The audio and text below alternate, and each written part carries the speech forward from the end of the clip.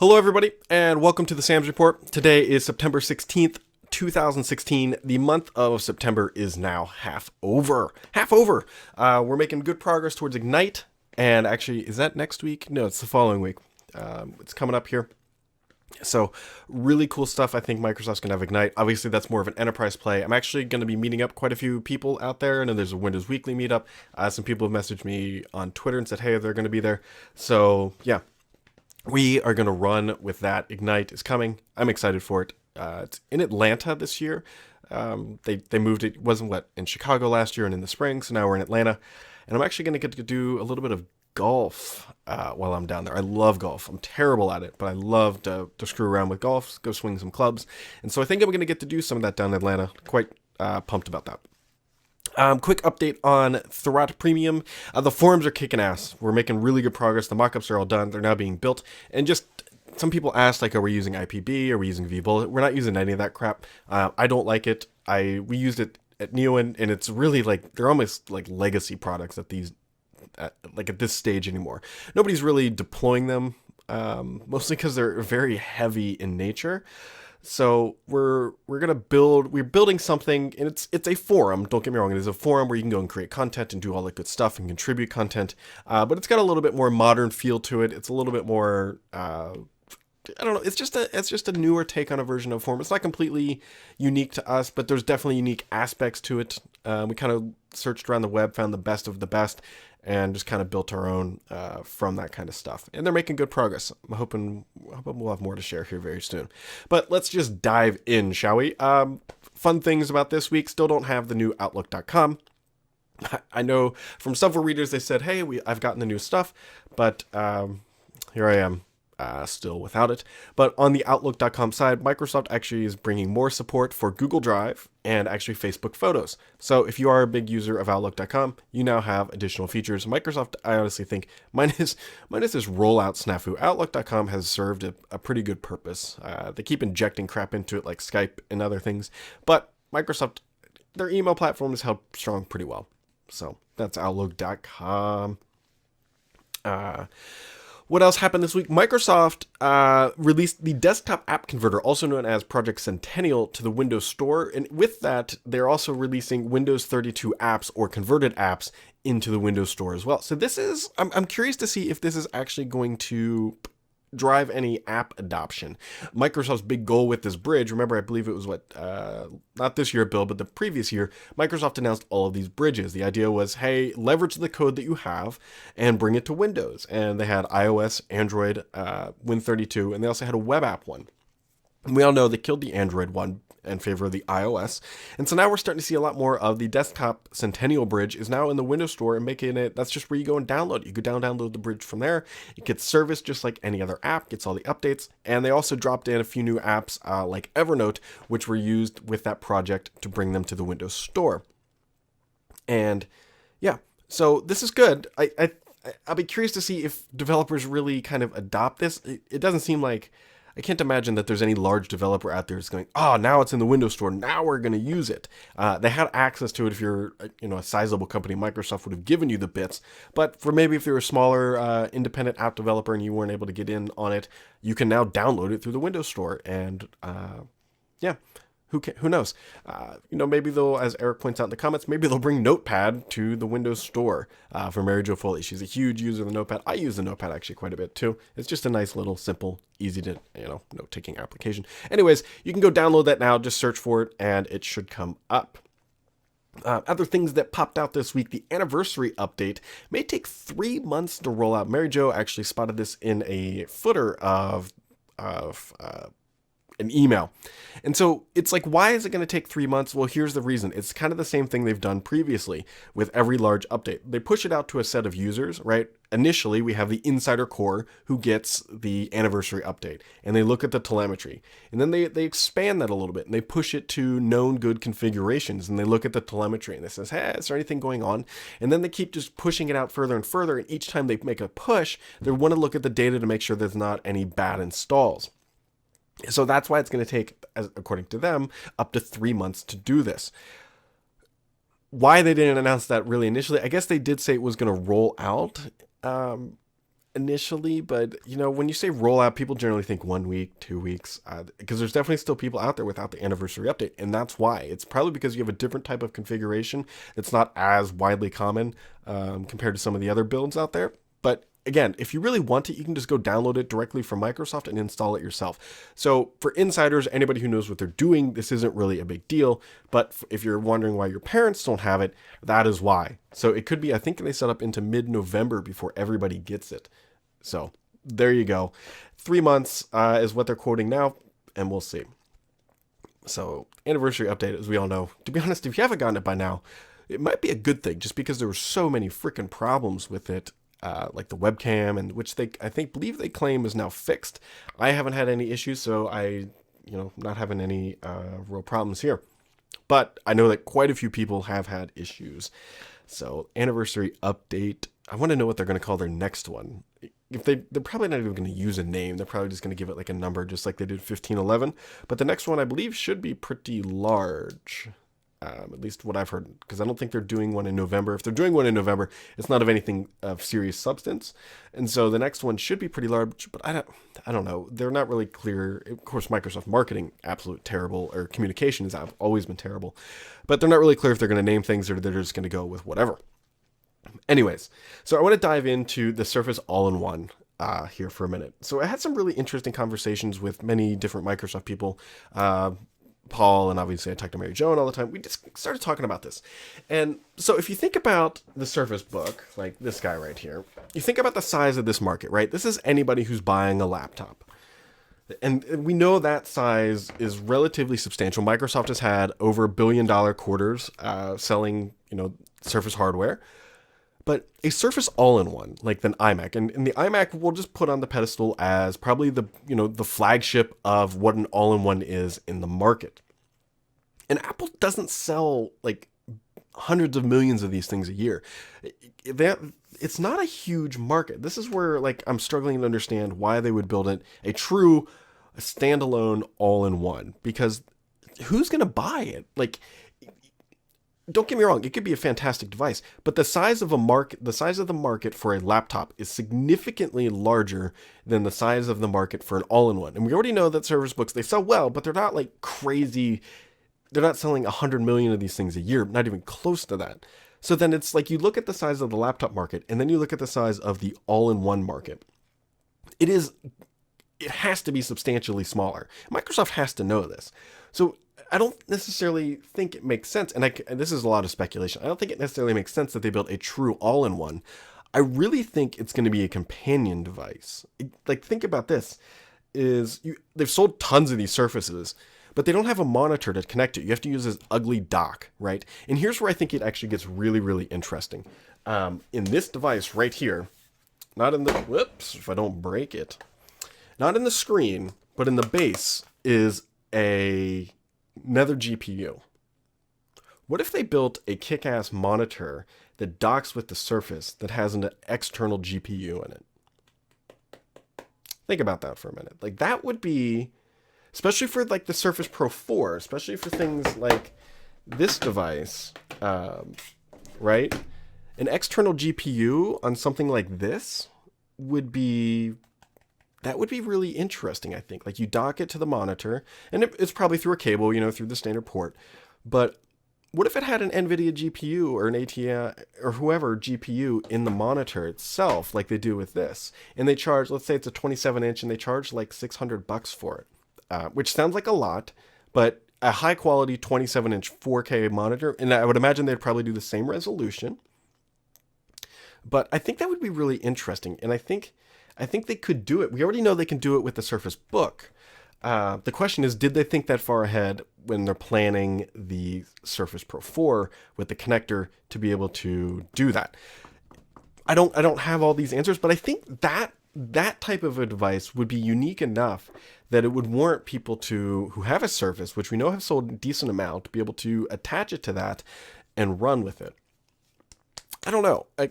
I really hope that they come out with a monitor that is the same aspect ratio as the Surface, And then I was trying to think, well, what would they do to differentiate it? Yes, everything on the market is 16 by 9. They can go 16 by 10 or whatever the aspect ratio is. The same, super high quality pixels, the highest quality pixels, as Microsoft likes to say. So I don't know.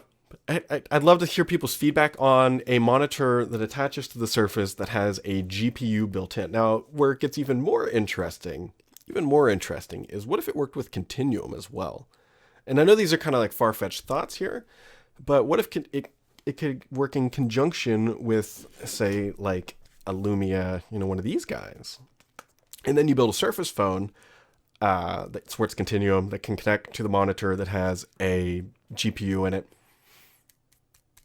That would be really, really interesting to me. And that would be, in my opinion, enough of a market differentiator for them to say, hey, let's try this out. Let's try this out. Now, Microsoft, there's a lot of people in the comments asking, would it be USB-C? Would it be HDMI? Would it be DisplayLink? I want to get caught up in what the proprietary cable is right now, or the non-proprietary or proprietary cable. Microsoft could always just utilize the dock port in that aspect, that they could go their own route. I think that might be where they are heading. That's honestly where I hope that they're heading, because let's give some kick-ass accessories and maybe they can actually jumpstart the Windows mobile ecosystem, right?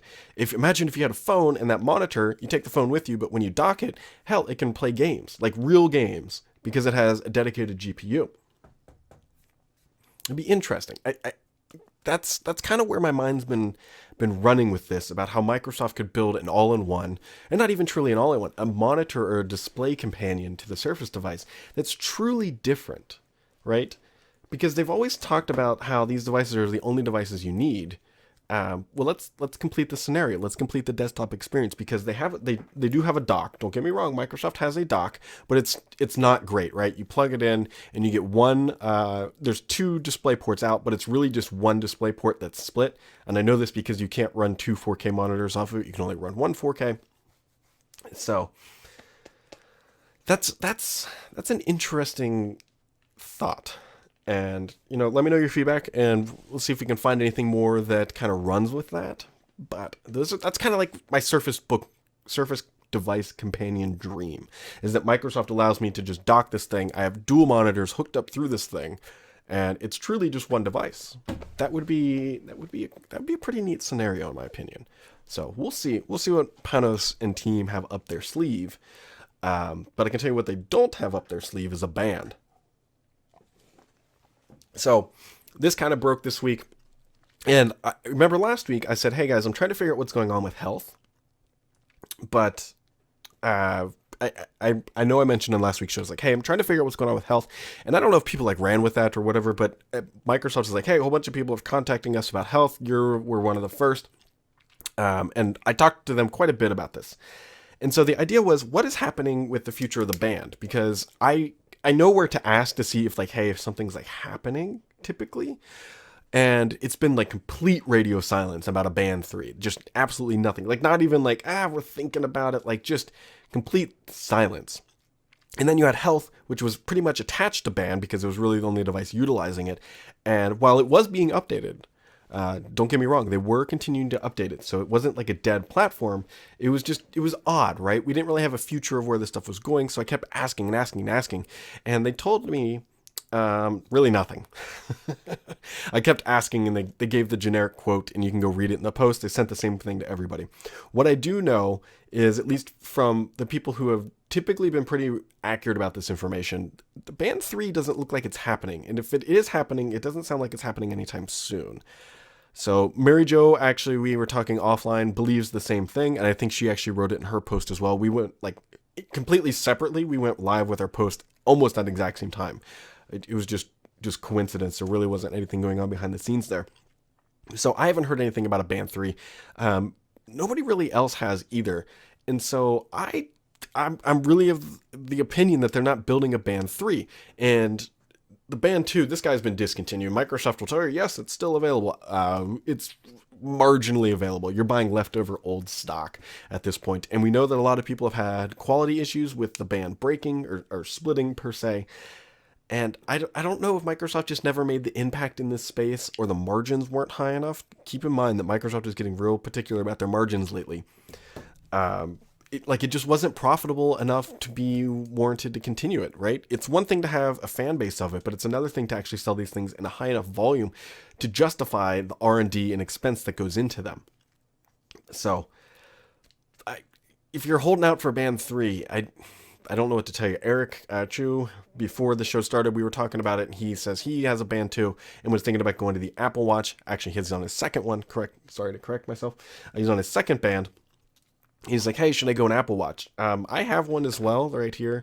They're good devices. If you're looking for a smartwatch, the Apple Watch is fine. It's the same thing you get with every Apple Watch, every Apple device. It's good. It's high quality hardware.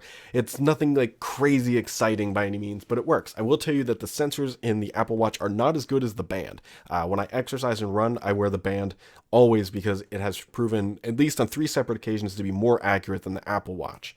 So from a fitness device, Apple, it fails according to the band. Although I will argue that the Apple Watch does do notifications a little bit better. So there you go. Not that everyone should go buy an Apple Watch. It's really honestly not for everybody. If you get a lot of notifications, it's great. It's a marginal health device. If you truly want a health device, I would probably look at a Fitbit over the Apple Watch personally, but that's just me. So that's the band. The other thing Microsoft did, very oddly timed, by the way, like the day after all these stories went live, they renamed the health app to Microsoft Band, which was really weird because Microsoft initially promoted the health app as a way to connect a lot of devices. And so there were some crazy theories out there that, hey, your phone can also connect to the health app and upload data, but then they renamed it Band. So my gut reaction to that was, well, they're going to use the health name for something else. That they looked at the health name and like, it's not really accomplishing its goal. So they're going to rebrand it. Now, they have done this before. This is not unprecedented. Remember the Surface. The Surface brand used to be that big table thing. They used to take them to CES all the time and whatever. And they rebranded the Book and the Pro for Surfaces. Or not rebranded, but they stole that name for that and renamed it. It was initially, Perceptive Pixel, or is that who they bought or whatever. And now we have the Surface hubs out of it, not the Surface, whatever. So it's not uncommon for Microsoft to completely steal a name like that. But it does happen. So I'll be curious to see what happens to health. I don't think it'll happen right away. Typically when they do these things, there's a little bit of a gap, but we shall see what happens. So jumping into Windows 10, Microsoft released a new build this week, 14926, and there's a couple new features out in there. There's a new Edge snooze thing, which is, okay, I don't think snooze should have been the right word. I suspect that they might change that or do anything. But what happens is and I do this as well, if you have a browser open, sometimes you'll leave a lot of tabs open as like a to-do list, right? You'll leave an email tab open. You'll leave like an Amazon one if you got to buy something, or whatever, and then when you get back to that tab, you complete the task or whatever. So in Edge, what you can do now is right mouse click on a tab and go down to snooze, and what it does is it fires up Cortana and allows you to create a reminder from that tab, and then it actually saves the website, and then it will remind you at a later time. So it's not a bad feature. I think it's, it's nifty, it's whatever. It's a nice little perk if you're in the Cortana world and you use Edge. But, I mean, it's not anything crazy, but at least we're back into the world of Microsoft dropping new features. And another new feature, and this one I'm actually really, really pumped about, and it's stupidly simple. With this version of Windows 10, when you log in, I use a PIN to log in. Sometimes numlock is not turned on or off correctly, and you start typing on the keypad and all that good stuff, and the numbers just don't show up. And so then you hit enter, and then it tries to log you in and fails. What Microsoft has done in this build is it's now ignoring the numlock state. So anytime you're on the login screen and you just start using the keypad, the numbers will show up. So you don't have to look and see is numlock on or off. You just start typing and hit enter, and it'll work every time. So I really like that change. I've been not burned by it, but I've hit that kind of like usability issue where you're just, you walk down, my office is in my basement, walk downstairs with my OJ and just type it in, hit enter, and it's like, dang it. So that is now in here. On the mobile side, they are just kind of refining the network settings to make it look like the desktop. And I think we're going to see this as a theme going across. I think they're going to make the mobile side look very, very, very close to what the desktop side is. Why? Well, obvious reasons why. It's they don't have to duplicate their work every time they make a change. When they do it on the desktop side, they can just push it to the mobile, and it's less work. So why have slightly, augmented or slightly different screens on the mobile device compared to the desktop? They're just going to make them one, and that way it's going to be easier to service the Windows 10 mobile side. Mostly because, as we all know, that market share is dwindling because they're not putting out new phones. Third-party vendors are sort of pushing stuff out, but nothing in any significant volume. So they're just trying to do this to make it streamlined, and I honestly think it makes sense. Something new that did show up, and this is the fun time. This is why I love these new builds. In the settings of 14926, Windows Anywhere showed up. This Windows Anywhere setting, you can go check it out. And digging into it, actually, Hackswood, or what typically referred to as Walking Cat on Twitter, actually, I don't know how this dude finds all this stuff. I don't know if he documents it and comes back to it later, but he found a job description that says the Windows user experience is moving to the cloud. Your user experience will follow you. So that's kind of interesting. I wonder, my mind initially went to, hey, I wonder if Microsoft, and this actually is a crazy thought here, and just bear with me while I kind of just flesh this out. Microsoft has a ton of services, right? Outlook, OneDrive, Skype, all sorts of things on the web. Imagine, and I don't think this is coming like today or tomorrow, but I would imagine a day that you just fire up a web browser, anything, and you can log into an instance of Windows that is really just the Microsoft ecosystem. And so you log in, and you can use your mouse and keyboard, and all your OneDrive stuff is there, all your Outlook.com stuff there is there, all your Office 365 stuff is there, and it's just basically a Windows experience in the browser. And why it's called Windows Anywhere is, imagine you're at like a friend's house, or you're at work, or you're whatever, and you need something off your machine, and you can't quite get to it or whatever, and so you could go through this Windows Anywhere experience. And so that would be, I think we all kind of agree that the browser is kind of the future of the PC. At least I believe this, that, one day the browser is all you're going to need. Everything will run relatively, there'll be exceptions like video editing and CAD software. But for the most part, even today, you can pretty much get anything you need in a browser. You have Office in there, you have all your files, you have a storage system. And so I think this is going to be the evolution of Windows, and maybe potentially that's how they're thinking of Windows Anywhere, is that this experience through the web that allows you to get all your content in a secure environment through a browser. So we'll see how this kind of fleshes itself out. But I don't know, it's interesting. This is the fun time. Now be careful throwing these builds on your machine. Desktop has been okay, but there's a lot of, this has been a bad week for phone users. Every phone user, just about. So what has happened in like the past week and a half? Samsung Android devices are exploding. Apple, when iOS 10, which I found this hilarious. When they initially fired up iOS 10, they're like, hey, go download the good stuff. They screwed something up in the back end, and anybody who got it within like the first hour had to basically reflash their entire device. Speaking of which, my iPhone 7 should show up today. I'm kind of listening to see if FedEx is actually going to knock on the door. And so Apple bricked, people were saying bricked, but they're not truly bricked. You had to plug them back into iTunes and do all that. But the reason why I found this hilarious is this was happening to iPad Pros. And when an iPad Pro has this happen, what does it tell you to do? Plug it into a PC. Your iPad Pro, you had to fix it, you're going to plug it into a PC. And then Microsoft with 14926, there's a lot of issues on the mobile fast ring. People are saying that their SIM is not being found and that they can't make calls. So Windows Phone got hit by a bad update with the fast ring, which granted, fast ring updates that are breaking phones are a little bit different than production. So, but anyways, I know a lot of people are on the fast ring. And then we have the Android devices exploding and Apple screwing over people who are early adopters of Windows 10 on production. So that's just kind of been the week in a nutshell for mobile users. But here's another feature that is coming, and I believe it's coming to Windows 10. I don't quite know if it's coming as an app or a specific feature, but Microsoft is working on a new inking feature. It's kind of like a dial, and from what I understand, remember like OneNote has this kind of feature, and so it's a dial that's great for inking, drawing, and zooming. And it would be interesting that if this would come to the Cardinal, which again is the monitor, I would imagine Microsoft would put touch and pen support on the monitor as well. And so it's being kind of pegged as the easiest way to turn your device into like an Etch-a-Sketch real quick. Like you just get a dial, bam, get your features, draw, and you're done, and kind of goes away. So look for this new inking experience to come to Windows 10 here in the relatively near future. I'm fairly confident we will see this. So that is something that is coming. Ooh, what else did Microsoft do this week? So Microsoft, if you're an Edge user, you're getting the best battery life of any browser, it seems. Microsoft was able to recreate the Chrome browser test where Google was talking about how Chrome 53, which is the latest version, has significantly improved battery life. But what they didn't say is that Chrome 53 has better battery life than Edge.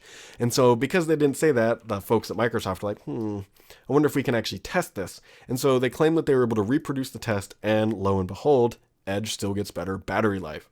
So Edge on a laptop is actually a really smart decision because you're going to get more efficient operations when browsing. And so there you go. Now on the desktop, I guess if you're like really concerned about how much power you're drawing through your home network or your home, home power grid, Edge would still be a great thing to use too. But definitely on a laptop, it seems like Edge has the advantage over Chrome, at least in power consumption. And so the best thing about this is now we have Microsoft and Google competing about power consumption. In the end, the user wins. This is why competition is great. Other thing to keep in mind is Microsoft is now setting expiration dates for insider builds. Here's the reason why. They don't want you running older insider builds because it does them no good. And so they're going to start expiring these things a lot faster. So just be aware that if you're on the insider branch, especially on the fast ring, that you're updating consistently because your machine might suddenly find itself not on the ring that Microsoft wants you on because they're not getting any good data, and they'll start restarting your machine and doing all that kind of stuff.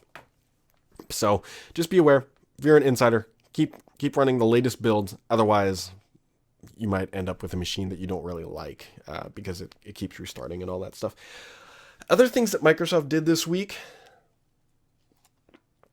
other things that went on. So they rolled out their Microsoft Rewards program, which is an update to Bing. It's a transition from Bing Rewards to Microsoft Rewards. And so, okay, Microsoft has an issue, a conspiracy theory related issue, that Microsoft is collecting all this information about you with Windows 10. All this information, and they're giving it to governments, the third-party agencies, and they're tracking everything, and they know everything that you can do. That's what everybody is saying. Not everybody. And there's apps out there that kill telemetry, which I don't recommend installing unless you're really like tinfoil. Then just run Windows 7, I guess. But mostly because it breaks other features about Windows. People run this stuff, and they're like, oh, hey, yeah, this is whatever. And this reward program, which right now is currently US only, has a new feature where Microsoft will monitor your browsing for up to 30 hours a month and give you rewards. Now, they claim they're not tracking what websites you're going, but they can track clearly that your browser is open and being used. So by using Edge, you get points for Microsoft Rewards. And this is completely opt-in, by the way, that you have to opt into this program. It's not on by default or anything else like that. But yeah, you opt in and Microsoft just monitors that you're using Edge for up to 30 hours a month and they give you points for it. And so it's just kind of a little creepiness on top of the people that were already scared. Is this, hey, Microsoft can actually monitor this. And you know very well that if they can monitor that, in theory, if they want to, they could probably monitor the web pages you are going to and just about everything else. So it's just kind of like, it just kind of makes you feel not good about Microsoft. Is like, guys, really, like you could have worked this another way, I think. But obviously they don't want people to game the system is one of the issues. But yeah, so that Microsoft Rewards stuff. What else is going on in the world of Microsoft this week? You know, we're back into the world of insider builds coming up relatively quickly, which is good. Microsoft went through, and I was actually surprised because they quoted this, or they put this out on Twitter, that they upgraded their telemetry systems or whatever, their back end system. Yeah. And they said, hey, it's going to take longer to roll out, but it didn't take any time to roll out. Eric asked in the comments, he said, what's the scoop? Well, I already ran through it. It's the inking support. It's the little dial thing. I told you guys it wasn't like anything crazy. It's just the new dial support that's coming for the pen. Microsoft is trying really significantly hard to get people to use their pen more because they don't use it very often. I mean, I use mine, but it's not like a daily thing or even a weekly thing. So they want this dial to make it easier to mark up content really, really quickly. So the pen, it's good peripheral, but it's just not really it. So there you go, guys. Other things, we should be starting to see builds come a lot faster. And keep your eyes and ears out for what Microsoft is going to talk about in October. So that as we get closer, more people start learning about what is actually happening. And when that happens, then things start to leak out. I'm hopefully going to start hearing about things relatively soon. But if we're looking late October, we're about 6 or 7 weeks away. I would imagine when we get to about 3 weeks away is when we'll start to learn a lot more. And then typically it's about 2 weeks out when Microsoft sends the invites, or 10 days. Yeah, 10 days is actually a little bit closer. So we will see what Microsoft has up their sleeve. Other people have been saying that maybe Microsoft is going to use it to help showcase other hardware. There was a lot of feedback from OEMs last year during Christmas that Microsoft didn't promote third-party hardware enough. I don't want to mention the vendors, but they were pretty pissed at Microsoft because obviously they pushed the Surface Books and Surface Pro 4 and not typically. So to lay the foundation, what Microsoft will do is you'll see this, and if you pay attention, you'll definitely know it. There'll be like a Windows 10 ad, and at the end it'll show like a Dell XPS 13 or an HP Spectre or whatever. And Microsoft really didn't do that last year, and it actually impacted the sales of their partners, their hardware. And so this event in October also might be used to showcase some of that stuff. And the last thing, which I'm still digging about, and I'm really hoping that Microsoft is going to show off the streaming sticks that I uncovered earlier this year. I don't quite know where they are, but the one thing is, actually, Mary Jo got the name of the event at the end of October is codenamed Rio. And Rio was the name of what Microsoft used to demo their streaming games. It was like at a Microsoft company conference back when Ballmer was there, like 2013 or something like that. So I'm kind of hoping that we're going to see that. I don't have any information. I've asked, and it's just been kind of radio silence. Microsoft builds lots of things that they don't ship. There's other wearables that Microsoft has built that aren't quite banned. There was a Cortana thing that they built, like a clip on this Cortana thing that never saw the light of day. And so we will see what Microsoft has in store, but it's still a little bit fuzzy at this time. So I'm going to end this show on an insider tip of the week. So there was a story that came out this week of a guy who ran into his burning home because on his laptop there were 2 novels that he had written. And he didn't back them up anywhere. He quite literally ran into a burning house. So the insider tip of the week is use OneDrive. Back up all your stuff, or Dropbox or Google Drive or whatever your cloud storage service of choice is. Make sure you're backing up to the cloud, frequently. I do it actually just about every day because all my content is actually saved onto OneDrive, which is super convenient because I can get it on any of these devices. So that's insider tip of the week. Back up to OneDrive. Thanks for watching, everybody. This has been another edition of the Sam's Report, and have a great weekend.